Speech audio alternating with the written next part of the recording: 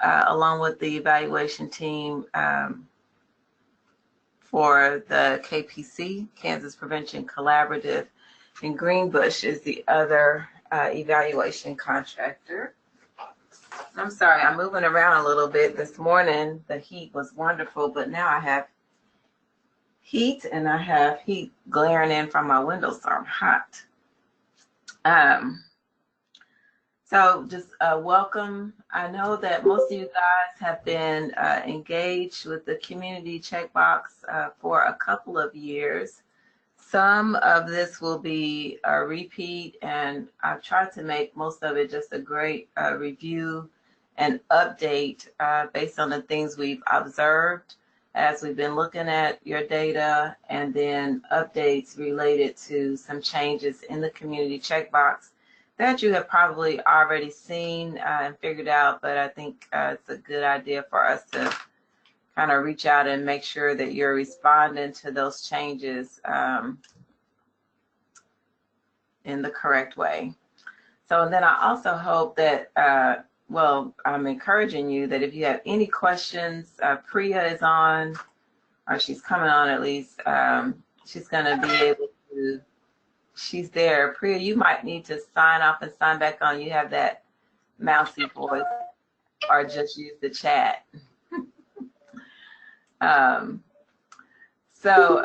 Priya is going to be on, and she's going to help us answer questions. If you have questions or have comments throughout our time together, please do that.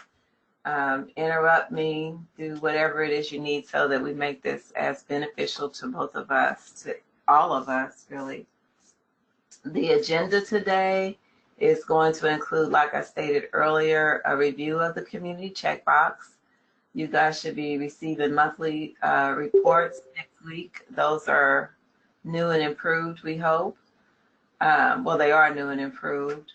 We'll discuss graphs, talk a little bit about your action plans. We'll talk about the difference between this meeting and the sense-making calls that you'll have coming up. And I'm going to start out actually with the technical assistance form. Just based on that, I know I kind of went through it a little fast, but if there's anything else that you want us to cover, please feel free to type that in the chat. So I'm going to start off with the technical assistance form. It can be found under the blue KPCCI Collaboratory link.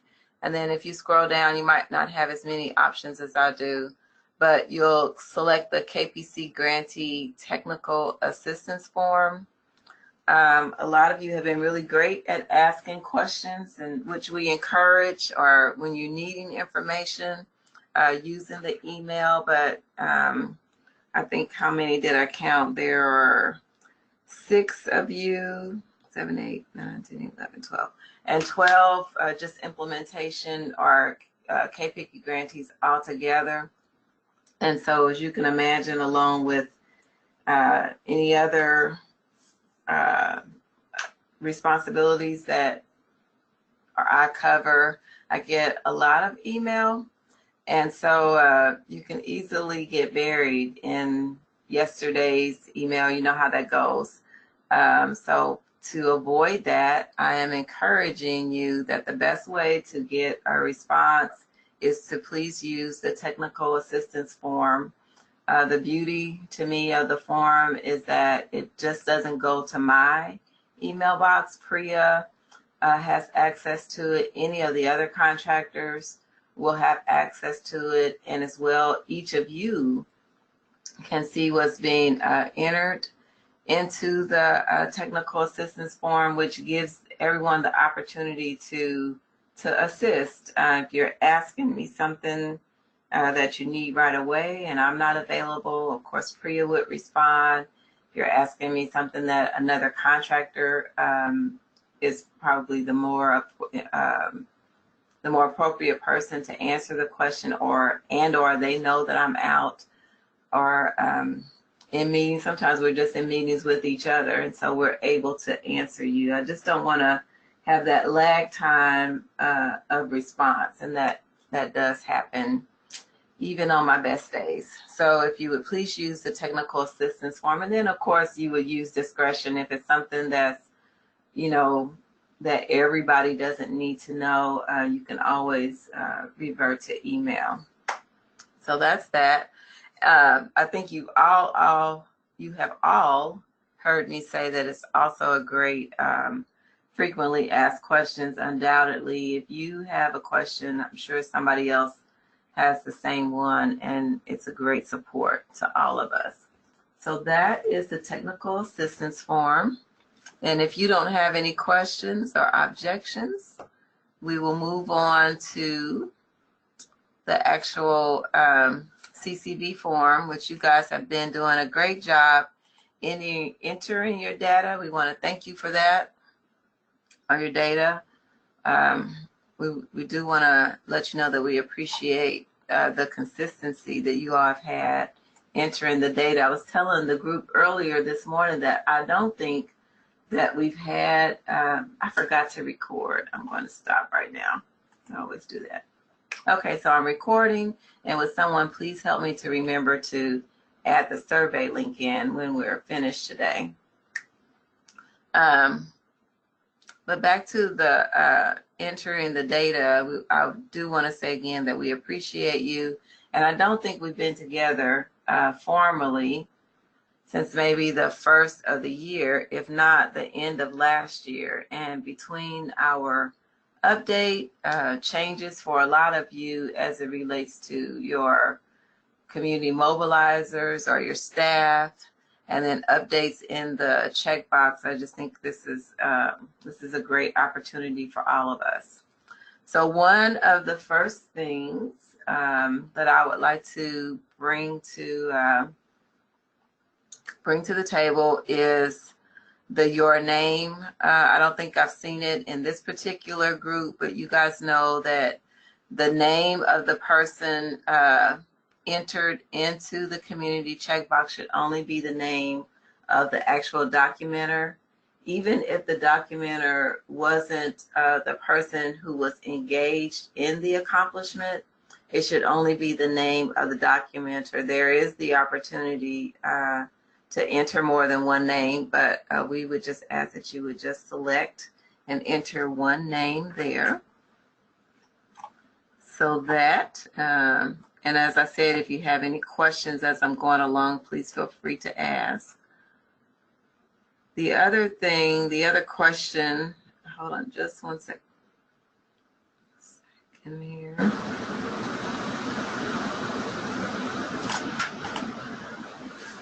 The next one is funding supported. And I know Reno County in the past has used this particular question. It is, which KPCCI project does this activity support or relate?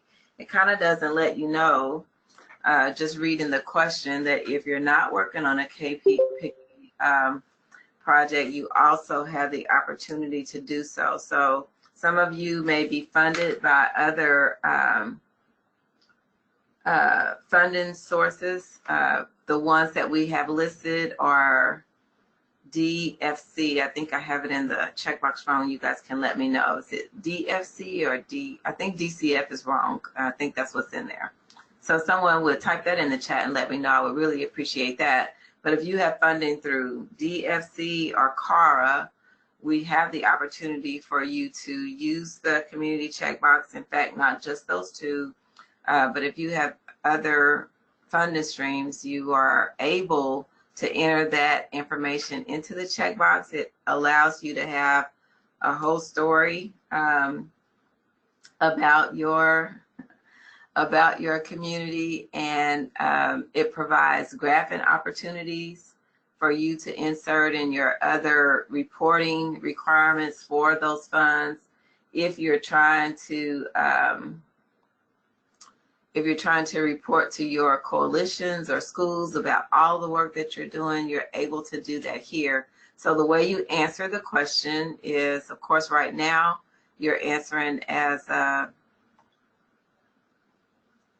implementation grant. When you are not working with KPC funds, when you select not applicable, it triggers the next question. So if NA, please select one of the following. And as I stated here, you have these options. If it's not either one of these options, you can select other. And we just ask that you, that's it. You don't have anything else to do after that. So you would just select other. And that way we would know. The way we are going to move forward on that is that if there are a lot of others, then we would need to know if you guys have information. If you guys have the same funding sources, then we could add that like we did DFC and CARA. If not, we could always sort the data and just give you your other information, and you can use it accordingly. So we wanted to let you know that that was an option. So Jamie, I see an email from you, and yes, we did talk, but I'm not sure what we agreed upon, so I'll answer you in just a moment. Well, after this training. So then our next question, which I think you guys are doing really well on, I just want to bring it to the forefront as well. So when you're answering, and then for Jamie, this will be helpful because she hasn't had official training in the CCB. So I'm kind of skipping around a little bit, but this will help. So which counties were involved in this activity? And so of course, if you're in Reno County, you're going to select Reno County. However, if you partner with someone in another county to achieve this accomplishment, this is where you have the opportunity to not only select Reno, but also the other county that you worked with. And then where we narrow it down is the zip code. So you wouldn't select both zip codes. You would only select the zip code that the activity occurred in. So that helps us to narrow down the focus of how you're working together and where the activities are being carried out. Any questions so far?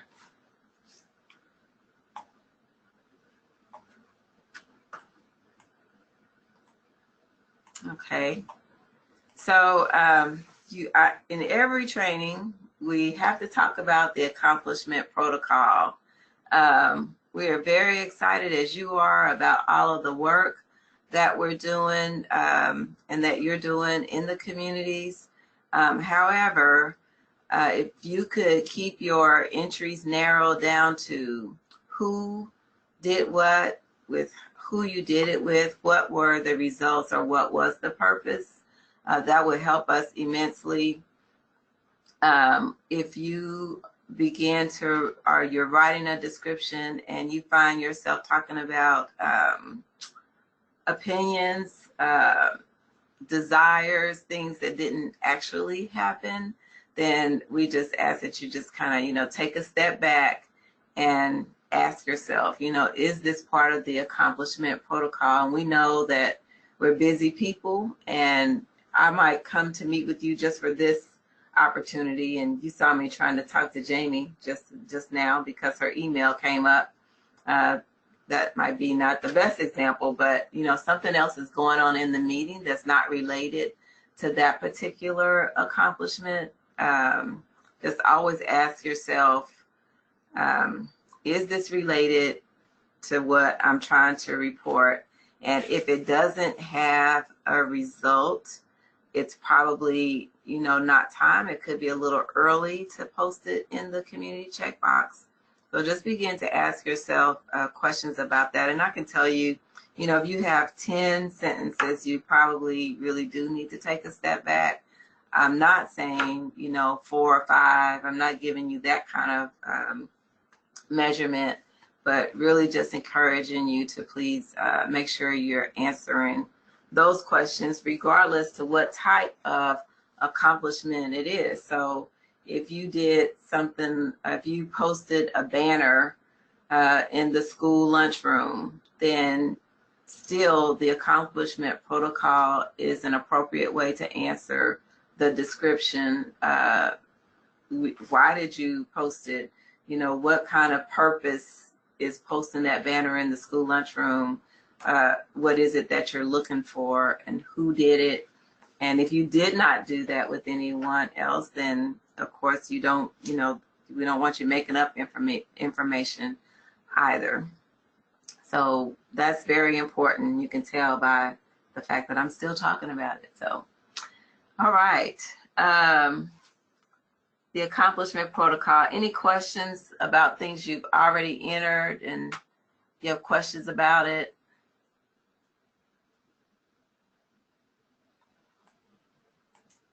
Okay. Let me see. What is next? That's something that I probably missed this morning. I'm sure I did. Let's see here. That's why we're recording. The other question I want to bring to light is, I'm going to go back a little bit. Did your organization or coalition work with others to achieve this accomplishment? So we talked about counties. You know, if Reno County was my example and you worked with another county, that you would select both of those counties. But let's say, for example, it was of course, you know, if you're working with another county, it's probably through a coalition. And so when you say yes, you get a list of other coalitions. So if you were Reno County, then here is where you would select, yes, I'm Reno County, and I worked with Barber County. So this is where Reno County would go up here at the top because you're the one entering the data, and then the other county you worked with, Barber County, is going to be entered here. If you're, and actually this list includes grantees who are receiving funding now, and grantees who have maybe received funding in the past, or persons that are not receiving funding but have agreed that they want to use the community checkbox. So they said, we don't have funding, but we want to use the community checkbox, and then they are entering data in the prevention works checkbox. So I think we've covered all of the bases so that we can be sure and capture who else you may be working with. So that option is there. Let's see. If the organization's name is not there, I'm going to go back and show you the list again. As my mouse agrees with me. If you say yes, and this list is a drop down, and your community or your coalition is not in there,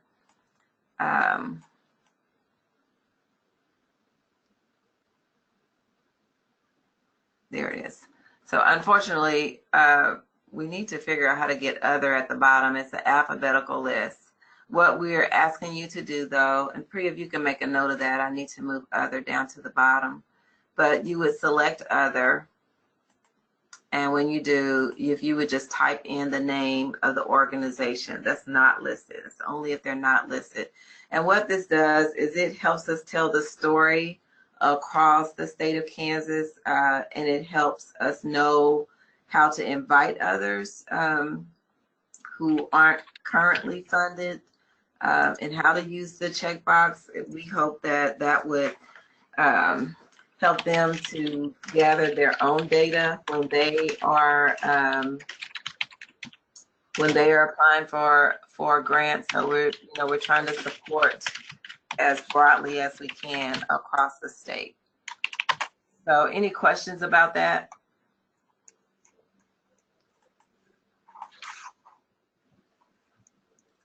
Awesome. So I have a question for you guys. What is your most challenging question to answer when you have accomplished something in the community and you're trying to enter the data into the community checkbox? And you can just use the chat to respond or speak. Either way works.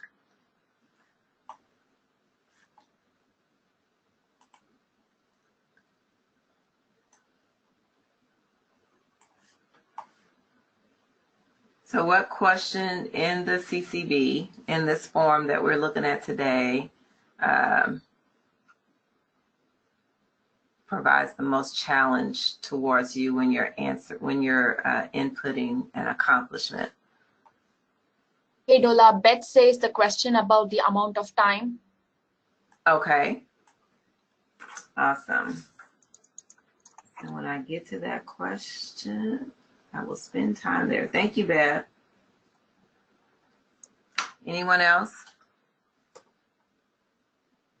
Amount of media. That's like at the top of everybody's list, even mine.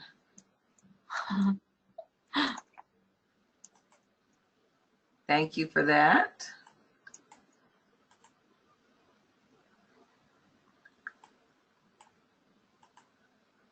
Okay, and give me 1 second.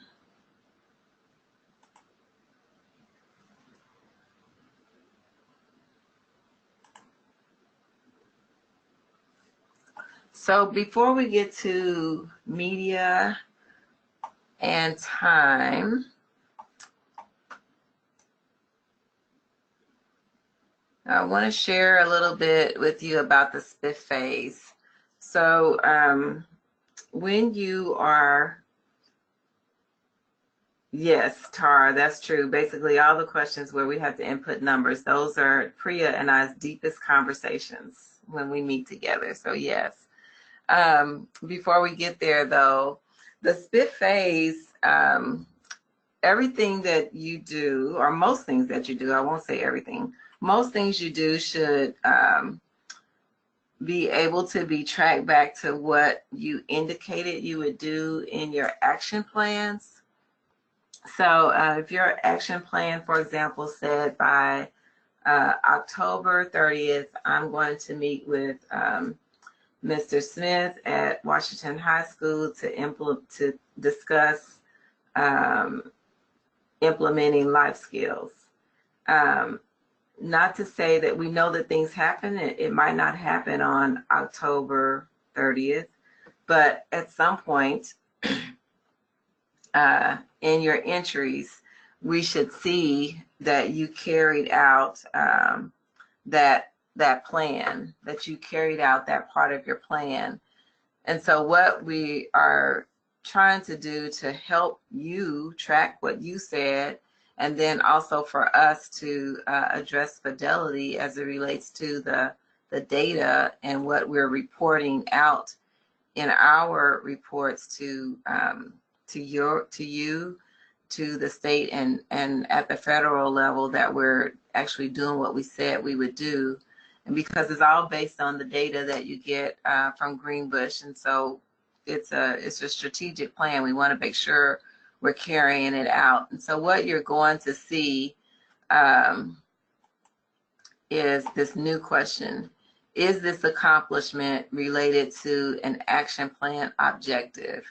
Right now, we only have it under implementation. You don't have to worry about answering. In fact, by this afternoon, it may not even be there in this place, because we're trying to decide what's the best way to capture that information. And we don't want it to be just a checkbox. We don't want you to look at it and say, everything I'm doing is related to my action plan. We really want you to be strategic, if I can use that word there, and in alignment with what you said you would do in your action plan. So that's going to be a new question coming up as it relates to spiff phase, the spiff phase.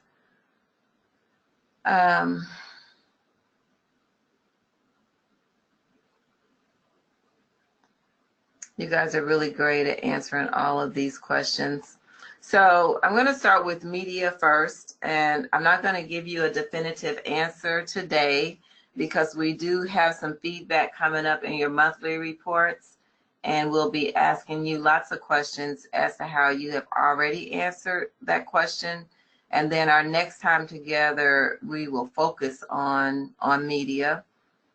I will say that for length of activity, it's how long it took you to complete that particular accomplishment. So I always use schools as an example. If someone else has another example you want to give, that's great. So if you had an evidence-based strategy you were implementing at a school from 3 to 5, then that's 2 hours. What that length of time does not include is the administrative time it took you to prepare to be able to implement that strategy. So it's only the actual time that it took to implement the strategy. Okay, that's length of time. Length of activity or event. If it's a community event, it's trunk or treat, and you're going to have a vendor table there from 7 to 9, then that's the time that we're looking for, the length of activity for that particular event. So that's an example of an activity and an event. Frequency is, so we can use life of an athlete. So let's say your entry is about the 9th grade class at a particular middle school, and you are implementing life of an athlete on Monday and Tuesday to the same class, then that would be one entry. If you're implementing life of an athlete to a 9th grade class and a 10th grade class, that's 2 separate entries. So your length of activity is going to be based on that particular implementation, and your frequency, if you only did it on Monday, then that's 1 time. If you did it on Monday and Tuesday, then that's 2 times, because the key to this question here is during the reporting period. So the reporting period is weekly on Friday. You're required to enter your data weekly on Friday, and that's what we're considering the reporting period. So I hope that helps, and I see something in the chat. Yeah. So the first question is from Paige, and she asks, wouldn't including the prep time be a better reflection? We're not recording, we're not tracking time that it takes to do the work. We're tracking supports to the community. So the actual support to the community is the implementation of the strategy. So it's not a timekeeping based on what it is you're doing. It's supporting what it is you're doing towards that risk factor that you're addressing in your community. And then Beth asks, so do you need to put anything in the time box for things like newspaper articles or banners? No, that's going to be 0. That's all. Okay. On the chat box. Thank you. And again, I stated we have some responses coming back to you regarding your media responses, and then we'll do a separate training on answering media. Great questions. Thank you, guys.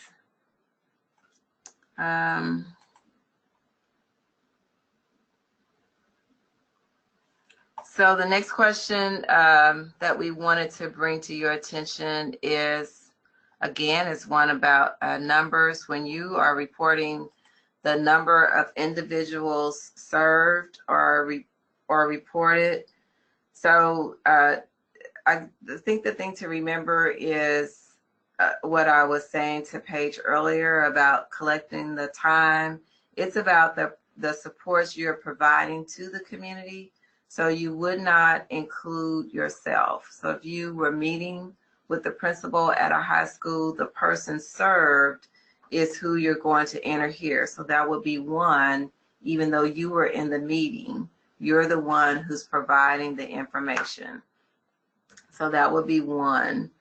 The question earlier was, what do you do when it's a large group? So trunk or treat is coming up and you guys might be vendors, you're not required to report who all attended Trunk or Treat, but I'm assuming because you're going to be a vendor, you'll have a table, and it's not about the candy that you passed out. It's about what information are you providing related to the risk factor you're addressing. So if you're addressing alcohol and you have information there related to, you know, how families can avoid the risk of alcohol-related incidences or marijuana-related incidences, and you know you took 50 brochures or 50 flyers and you passed all of those out, then you know you served 50 people. And at that point, that's where the number of individuals served for an event that large is 50. If you had a community meeting, that is different than, and you know that you invited 20 people, then you are able to not only say that you served 20 people, but you're also able to collect the demographic information. I'm going to show you that in just a few moments. So that's the difference with a large group where you're a large event where you're passing out information. You're going to be able to say, based on the items that you passed out related to the risk factor that you're addressing, that you served 50 people because you handed out 50 flyers, but you're not necessarily expected to have the demographic breakdown. However, if you host a meeting, and whether it's 20 or 50 people, just by nature of the fact that you hosted it, you're in a position to be able to gather not only the number of people you served, but also the demographics about the number of people that you served. And so in the workstation under KPCCI resource documents, you can find the KPC participant demographic roster. And I downloaded it. I guess I have to do it again.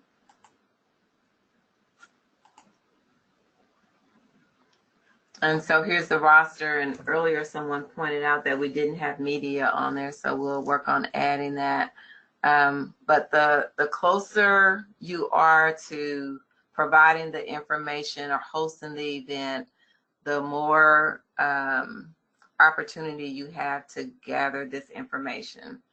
So that's very important information to us and you, because it determines the funding that comes into our state so that you can continue to do the work that you're doing, showing that that's what this information supports. The other resource we have for you is under KPCCI Grantee Tips, Tools, and Resources. If you have to go back a little bit to a 2016 entry, it tells you when to complete the participant description tab and when not to complete it. And so this meeting is an example of when you don't have to complete participant description. You do need to enter that you participated in the training, but because you're not hosting the training, you're attending, you're receiving training, you don't have to include the participant description data. Okay? Any questions about that?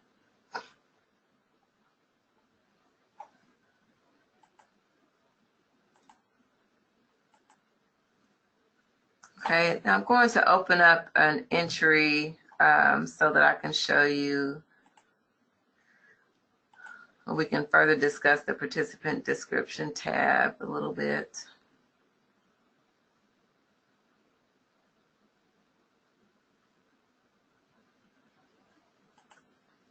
So we'll use Safe Streets. They were actually in our previous training this morning. So you could see, this is another thing, that if you entered 29, whatever number you entered here should be the number that is reflected under participant description. So your sum total, she entered 29. And what she knows is of those 29, 9 of her participants were new. So again, when you're at a large community event, this is not going to be, available. Well, it's not going to be available. The form will be available, but the knowledge about the number of people you served is going to be just about all that you have, unless you have a very specific activity during that large community event.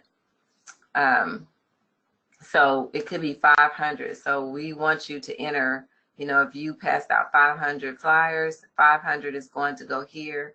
And of course, all of you are well versed at race not known or the unknown questions. What we want you to turn your attention towards is taking advantage of those opportunities where you can get that information and helping us to complete the actual demographic data. Any questions about that? Earlier, it was a question about knowing the number served versus the new participants. Open my door a little bit. Sorry. Okay. Let's see what we have next.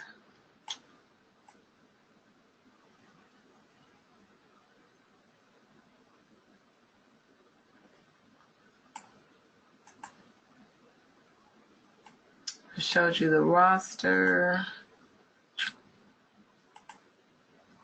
Okay, so I think all of you have seen this question. Let me get out of Page's entry. Go back to a blank entry. Just 1 second.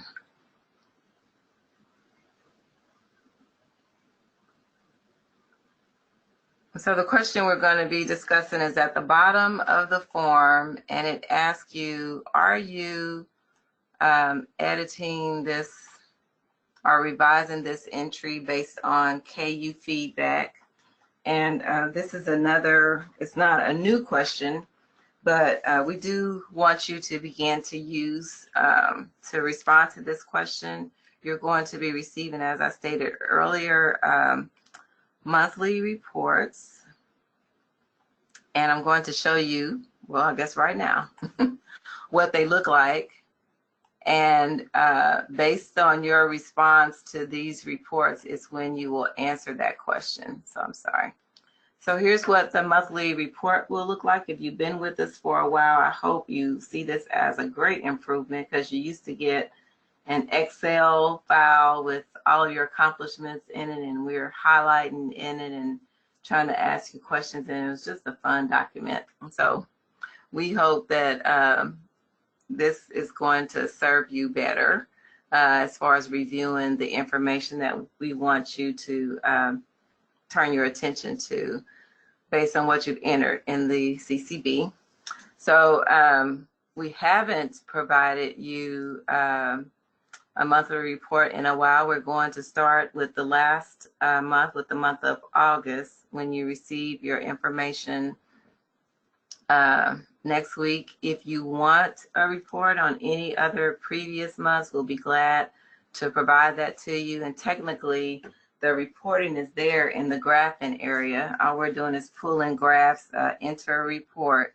So technically it's there. If you would like to look back on anything or have questions about anything that's been done previously, we'll be glad to help you with that. But for right now, you'll get the August 1st to August 31st. We'll give you our greetings and kind of tell you what you can expect. You'll have your accomplishments graph based on your activities in the SPIF phase. And then you'll get a listing of key accomplishments with information in red that we would like for you to respond back to.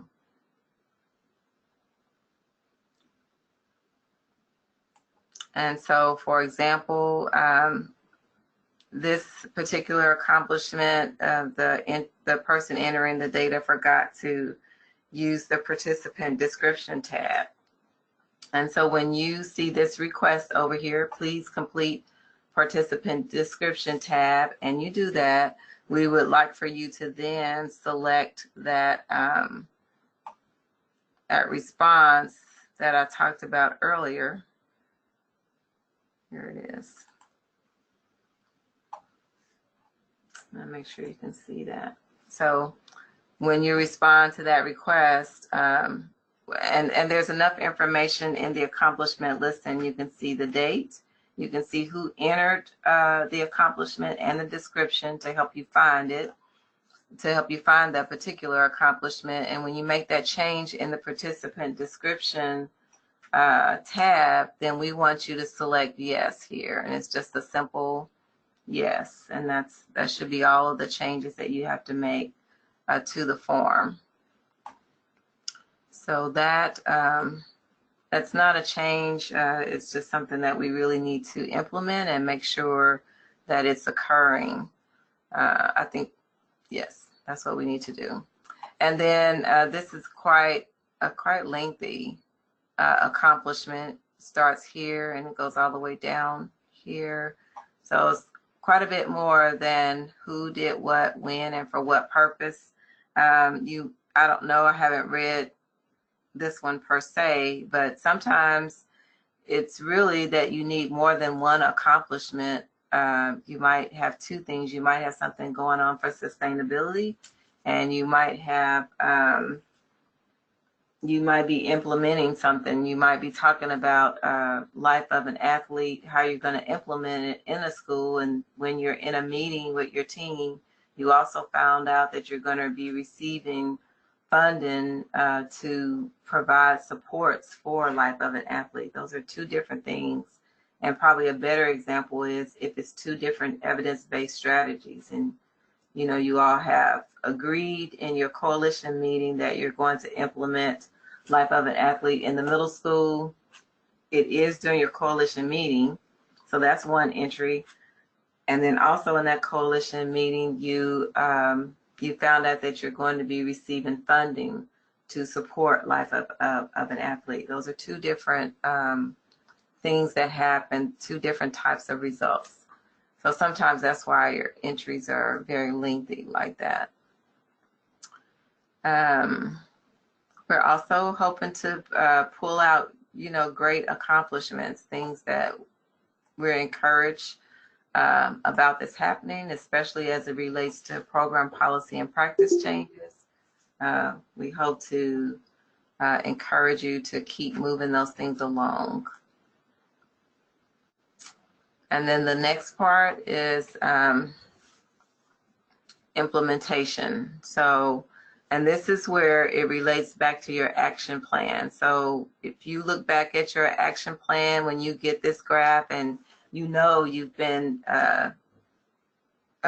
doing activities in your community related to life of an athlete, but it's not reflected in this particular graph, then that's a time where we need to talk and we need to figure out what's going on, what's missing.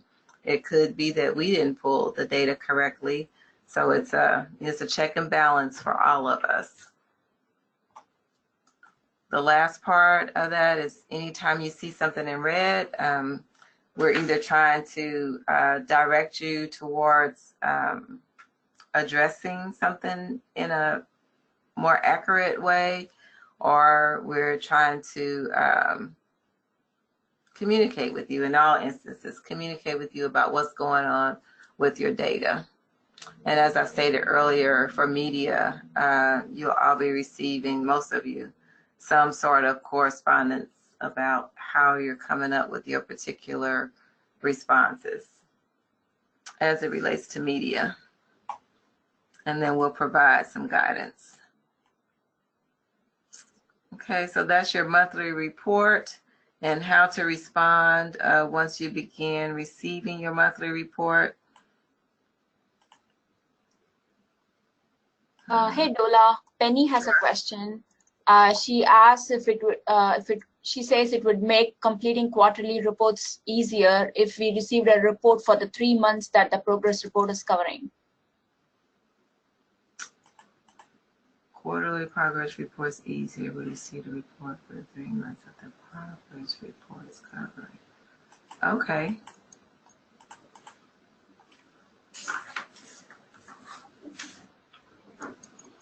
And who is that from? Oh, Penny. Okay. Penny.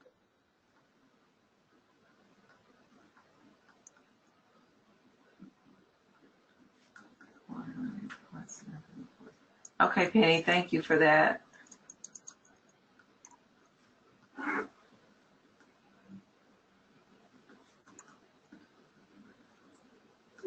And I'm quiet because I'm writing. I want to be sure I capture it. Okay, Penny, thank you very much for that. We'll take a really close look at that. So can you tell me, do you have a quarterly report coming up soon that we need to, and what, so that we can determine how soon we need to respond to your request? And that's something we can look at our, information to find that out as well. But anybody who has an answer to that right now, that would be great too.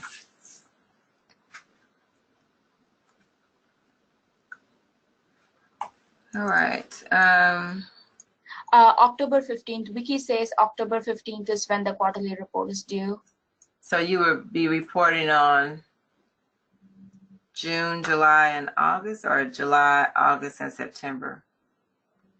Probably July, August, and September. Mm-hmm. July, August, and September. Okay.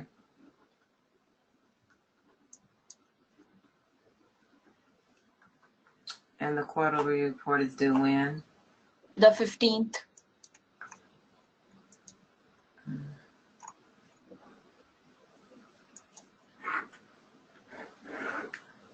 So in all honesty, we have a competing federal report, and depending on what the decision is about that on Monday, oh Lord, that's Tuesday, we might not be able to respond for this quarter, but what I could do, the graphs are already there, so yeah, we can do that, Priya.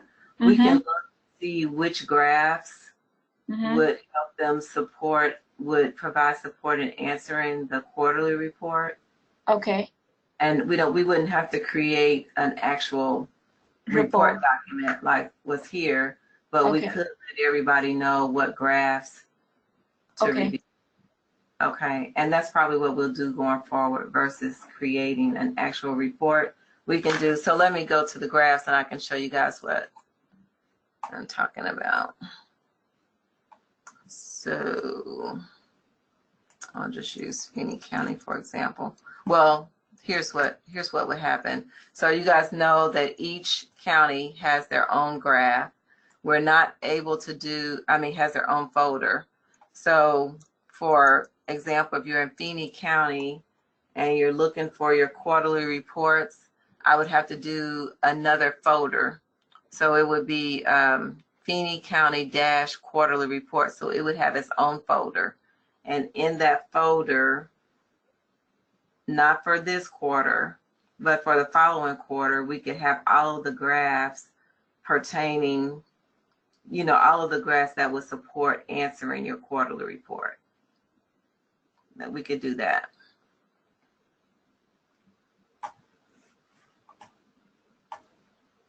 Okay.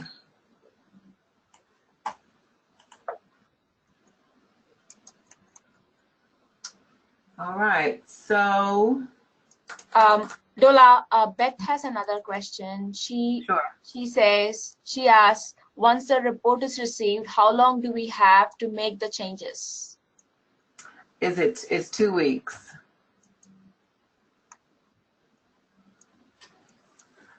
And there'll be a date in the report. There'll be a date in your report to respond back. That's a great question.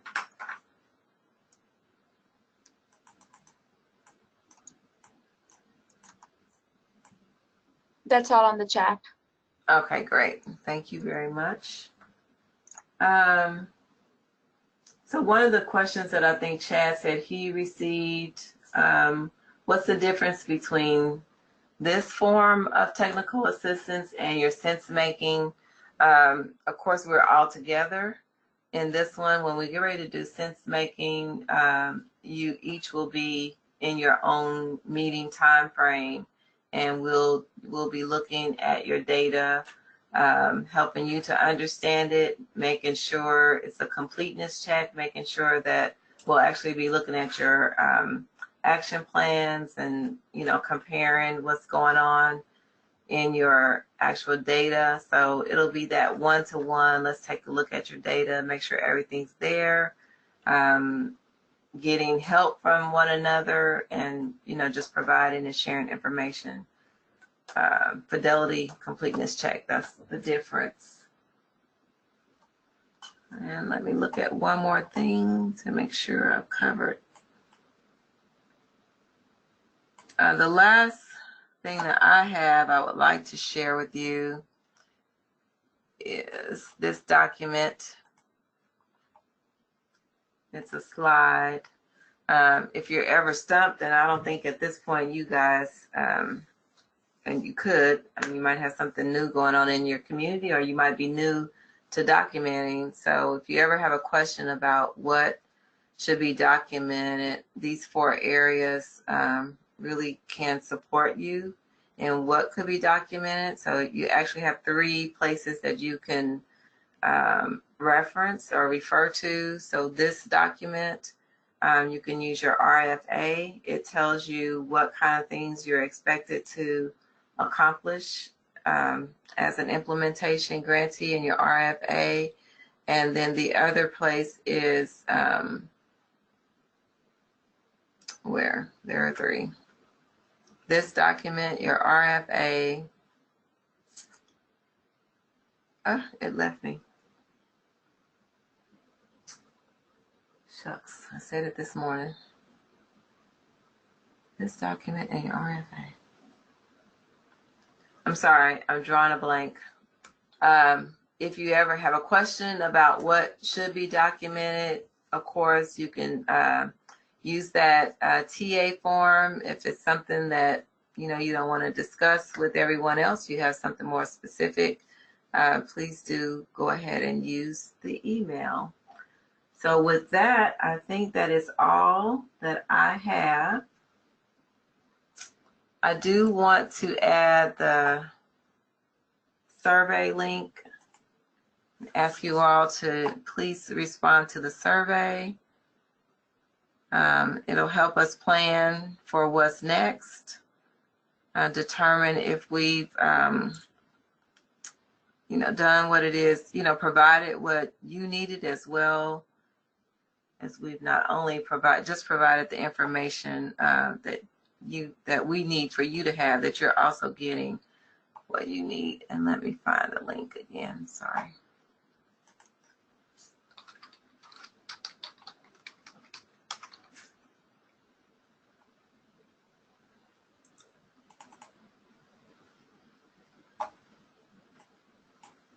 And just one moment, here it is.